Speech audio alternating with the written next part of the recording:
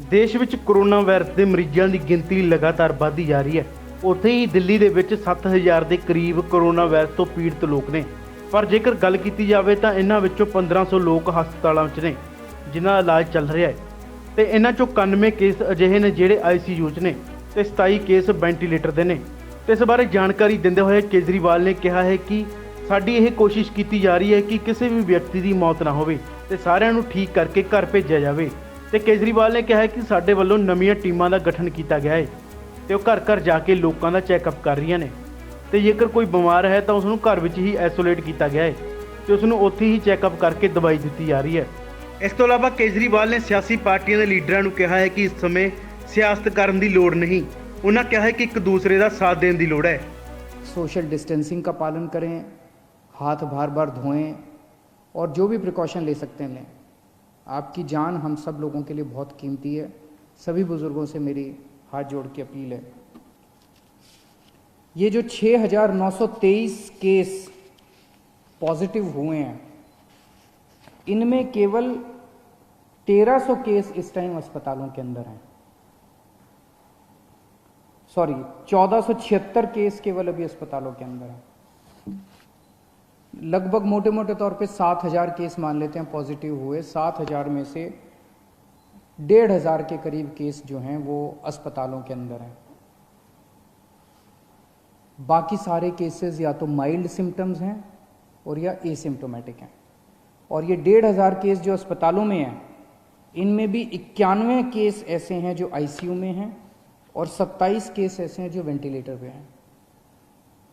In fact जो जो serious case हैं, एक एक केस पे मैं रोज़ नज़र रखता हूँ, रोज़ उनका पता करता हूँ कि क्या उनको कैसे बचाया जाए।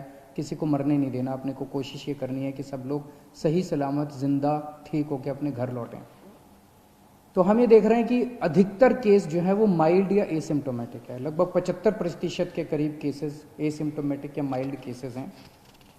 उनका अब केंद्र सरकार ने आदेश निकाले हैं कि उनका इलाज अगर हम चाहें तो उनके घर पे भी हो सकता है, उनको अस्पतालों में आने की ज़रूरत नहीं है। उसका अब हम लोगों ने इंतज़ाम किया है।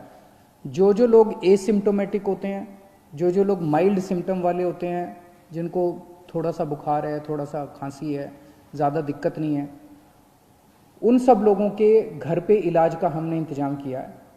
हमारी टीम उनके घर पे जाती है, उनके पूरे परिवार को बिठा के सब समझाती है कि आपको कैसे करना है। देख के आती है उनके घर पे पहले कि क्या उनके घर में एक अलग कमरा है, क्या उनके घर में एक अलग टॉयलेट है, क्या उनको अलग से घर के अंदर सोशल आइसोलेशन किया जा सकता है।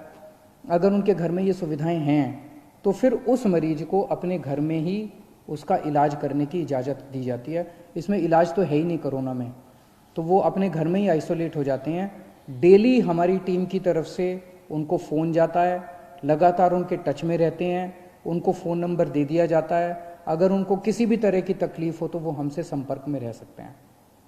जिन लोगों के घर में ऐसे होम क्वारंटाइन करने के लिए अलग से कमरा नहीं है, उन लोगों के लिए फिर हम लोगों ने कुछ कोविड केयर सेंटर बनाए हैं, कोविड हेल्थ सेंटर बनाए हैं। वहाँ पे फिर उन लोगों को हम ले आते हैं, लेकिन और उन लोगों को वहाँ पे हम रखते हैं 13-14 दिन के लिए, जब तक वो नेगेटिव नहीं हो जाते। तो ऐसे कम लोग हैं जो कि सीरियस हैं और ऐसे बहुत कम लोग हैं जो कि जिनकी डेथ हो रही है। एम्बुलेंसेस की थोड़ी दिक्कत हो रही थी। मुझे ये बताया गया था कि कुछ लोगों को फ़ोन करने के बाद एम्बुलेंस के लिए कुछ कुछ घंटे इंतज़ार करना पड़ रहा है। कल हम लोगों ने आदेश निकाल के, सरकारी एम्बुलेंस तो थी हमारे पास, हमने कई सारी प्राइवेट अस्पतालों की एम्बुलेंस भी सरकारी सेवा में रिक्विजिशन कर ली है। इसका मतलब ये नहीं है कि वो अपने अस्पतालों के लिए काम नहीं करेगी। जो एम्बुलेंस प्राइवेट में थी और जो एम्बुलेंस प्राइवेट अस्पतालों की थी वो वहाँ काम करती रहेंगी, लेकिन अगर उनको फ़ोन जाता है और कोई ड्यूटी सरकारी दी जाती है तो उनको वो सरकारी ड्यूटी भी करनी पड़ेगी। ये आदेश निकाल दिए गए हैं। तो इससे मुझे उम्मीद है, अब कई एम्बुलेंस हो गई हैं, इससे मुझे उम्मीद है, कल काफ़ी सारी प्राइवेट एम्बुलेंसेस रिक्विजिशन की गई हैं दिल्ली के अंदर, इससे मुझे उम्मीद है कि एम्बुलेंस की दिक्कत अब ख़त्म हो जानी चाहिए। हमारे बहुत सारे ये जो कोविड की लड़ाई है, ये लड़ाई हमारे डॉक्टर्स लड़ रहे हैं, हमारे नर्सेज लड़ रहे हैं, पुलिस के लोग लड़ रहे हैं, सिविल डिफेंस वॉलंटियर्स लड़ रहे हैं, हमारे बहुत सारे टीचर्स हैं जो लगे हुए हैं, हमारे बहुत सारे आंगनवाड़ी वाले, आशा वर्कर्स हैं, बहुत सारे और बहुत सारे लोग हैं जो फ्रंट लाइन पे लड़ रहे हैं और वो अपनी एक तरह से मेहनत कर रहे हैं, जान जोखिम में डाल रहे हैं। हमारा फ़र्ज़ बनता है कि इनके लिए हम जो कुछ कर सकते हैं करें, और अभी तक कर भी रहे हैं हम लोग। दिल्ली सरकार उसके बारे में बहुत संवेदनशील है और समय समय पे जो भी हो सकता है हम करते हैं। कल हमने आदेश निकाला था कि हमारा Rajiv Gandhi super speciality hospital, जिसको कोविड हॉस्पिटल हमने डिक्लेयर किया है, उसके साथ हम लोगों ने 2-3 5 स्टार होटल्स अटैच कर दिए हैं। एक तरह से वो होटल्स भी अस्पताल का हिस्सा बन गए हैं, अस्पताल ने अपनी फैसिलिटीज़ उधर कर दी है। तो अगर कोई भी कोविड वॉरियर, कोई डॉक्टर, कोई नर्स, कोई टीचर, कोई सिविल डिफेंस वॉलंटियर, इस किस्म के हमारे लोग, अगर कोई भी कोविड वॉरियर बीमार पड़ता है, कोविड हो जाता है उसको, तो उसका इलाज करने के लिए हमने अच्छी व्यवस्था करने के लिए 5 स्टार होटल्स में उसकी व्यवस्था की है। बताइए क्या गलत किया? मुझे तो लगता है कि हमें करना चाहिए, उनके लिए जो कुछ भी कर सकते हैं करना चाहिए। वो रात दिन 24 घंटे हमारे लिए मेहनत कर रहे हैं, अपनी जान दांव पे लगा के कर रहे हैं। उनको कोविड हो सकता है, अगर उनको कोविड हो जाए तो उनको ठीक करने की जिम्मेदारी तो हमारी है ना, फिर पूरे समाज की है, पूरे देश की है। मुझे कल बहुत दुख हुआ जब हमने ये ऑर्डर पास किया तो विपक्ष के लोगों ने इस ऑर्डर का खूब मजाक उड़ाया, इसकी खूब क्रिटिसिज्म किया कि इन लोगों को स्पेशल सुविधाएं क्यों दी जा रही हैं। मैं आपसे पूछना चाहता हूं कि क्या हमारी कोविड से हमारी रक्षा करने वाले कोविड वॉरियर्स को स्पेशल सुविधाएं मिलनी चाहिए कि नहीं मिलनी चाहिए? बिल्कुल मिलनी चाहिए। क्या तकलीफ है अगर 1, 2, 3, 5, 10 करोड़ रुपए खर्च हो गए इन लोगों को बचाने के लिए? इसमें क्या गलत है? अगर हम 1 करोड़ रुपए कोविड से, अगर किसी भी कोरोना वॉरियर की डेथ होती है और अगर हम उसको 1 करोड़ रुपए दे दें, उसके परिवार को, उसको सम्मान राशि उसके परिवार को मरणोपरांत देते हैं, इसमें क्या दिक्कत है? अभी एक पुलिसमैन थे हमारे, अमित राणा जी, कुछ दिन पहले कोरोना की वजह से उनकी मौत हो गई। कोरोना से लड़ते लड़ते उनकी मौत हो गई। हमारी रक्षा कर रहे थे। उनके परिवार के लिए मैंने 1 करोड़ रुपए की ऐलान किया, सम्मान राशि का ऐलान किया। इसमें विपक्ष को क्यों तकलीफ है? मेरा सबसे यही निवेदन है कि ये टाइम राजनीति करने का नहीं है। ये टाइम सबको मिलके कोरोना से बचने के लिए हम क्या कर सकते हैं, देश के लिए क्या कर सकते हैं, समाज के लिए क्या कर सकते हैं, लोगों के लिए क्या कर सकते हैं, ये समय ये सोचने का है। मेरी सबसे निवेदन है कि राजनीतिक बयानबाजी ना करें, एक दूसरे की मदद करें, सरकारों की मदद करें, समाज की मदद करें और एक दूसरे का साथ दें। मैं देख रहा हूँ कि अभी भी मैं सोशल मीडिया पे देखता हूँ, इधर उधर देखता हूँ कि प्रवासी मजदूर अभी भी सड़कों के ऊपर बड़ी तादाद के अंदर एक जगह से दूसरी जगह जाने की कोशिश कर रहे हैं। और जब उनकी हालत देखते हैं, उनके मैं इंटरव्यूज़ पढ़ता हूँ, उनके बयान पढ़ता हूँ, कई दिनों तक चल रहे हैं, पैरों में छाले पड़ गए हैं, कई दिनों तक कुछ भी नहीं खाया, घर से जो रोटियां लेके चले थे वो रोटियां ख़त्म हो गई हैं, रास्ते में कोई मदद करने वाला नहीं है। कई लोगों ने अपने कंधे के ऊपर अपने बच्चों को बिठाया होता है।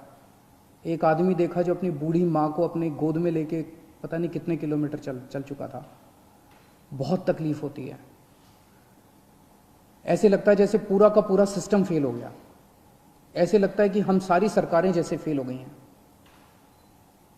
मेरी सब लोगों से निवेदन है, दिल्ली के रहने वाले सब लोगों से निवेदन है कि आपको बिल्कुल चिंता करने की ज़रूरत नहीं है। जो लोग दिल्ली में दूसरे राज्यों के ऐसे हैं जो फंसे हुए हैं और जो जाना चाहते हैं, हम उनका इंतज़ाम कर रहे हैं।